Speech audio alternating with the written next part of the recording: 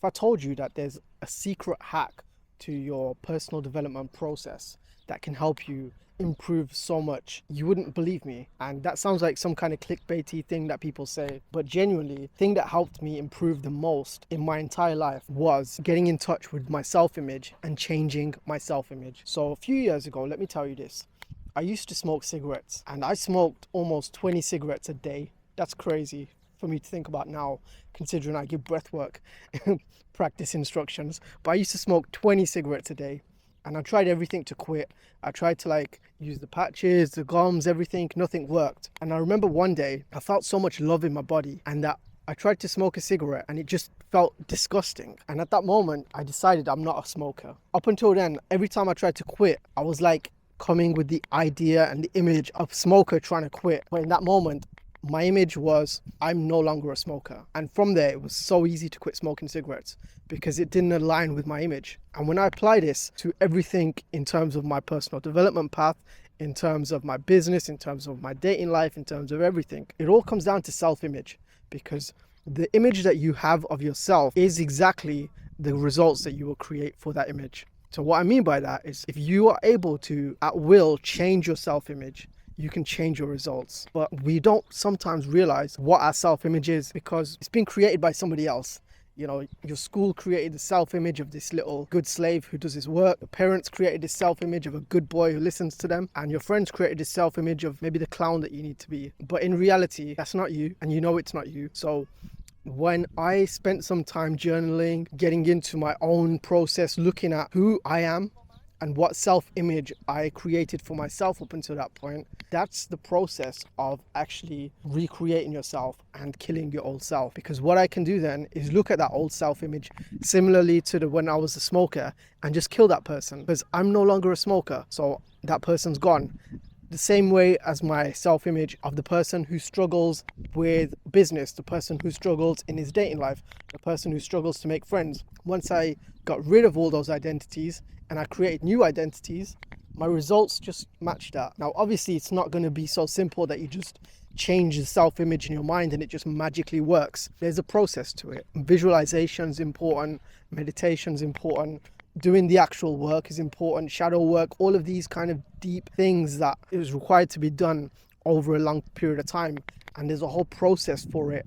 But the key part, and it starts with changing your self-image, changing the way that you view yourself. And for me, this is so key. And I feel like nobody ever talks about this. One of the most interesting books that I've read recently about this, Psycho-Cybernetics. I don't know if you've read that book. It's not so popular, but it basically looks at the human brain as if it's like a computer. And this is something that I resonate with a lot because I'm very into computers and technology, and I can see that correlation between the human mind and also the way a computer system works. And if we recognize ourselves as this kind of machine, we're able to reprogram certain things. We're able to see that, okay, this program has a little bit of problem. Let me just change the coding of the program. And we don't have like this attachment to it like we usually do. It's like, it may be so difficult to overcome this money fear of like charging for your services. But when you see it as like, oh, it's actually just a bug in my programming that I need to correct, then you can easily correct it from this space and you don't need to like be so attached to it. So for me, this is one of the biggest lessons that I want to share with you, is talking about how easy it is to change your self-image and just how big that would be for you. Because right now, if you feel like you're not getting the results you want, deep down, you're not aware of your self-image. And there's certain parts of your self-image that are attached to the current set of results that you're getting. So once you change that self-image, your results will match your self-image. Because for me now, smoking a cigarette sounds insane. But a couple of years ago, it was the only way I could relax. And now I relax by breathing. And if you told me that when I was smoking cigarettes, like, hey, put the cigarette down, just stop breathing, I'd think you're crazy.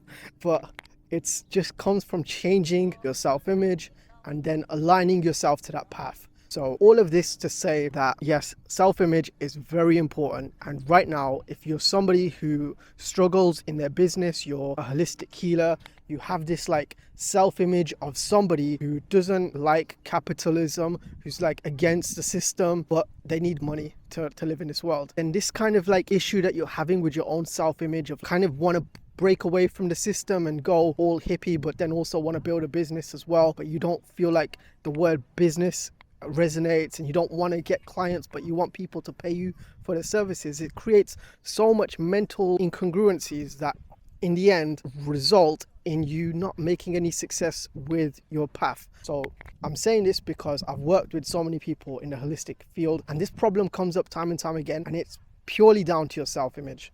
The reason that you're not having success right now, you're a holistic healer and you're not making any money right now, is because you don't have the self-image of somebody who makes money, because deep down you feel like money is evil. So we need to change these beliefs. We need to like uncover all of this and see what beliefs are holding you back. And this may be a challenging thing because for some people it's something that you hold deep and it's part of like your identity.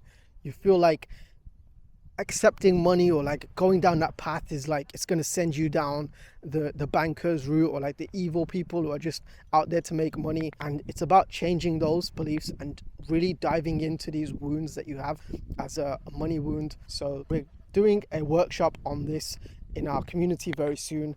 If you're interested in hearing more, and we want to dive into how you can change your self-image and unblock these money wounds, start making money as a holistic healer with your purpose, sign up with the link in the description. See you there.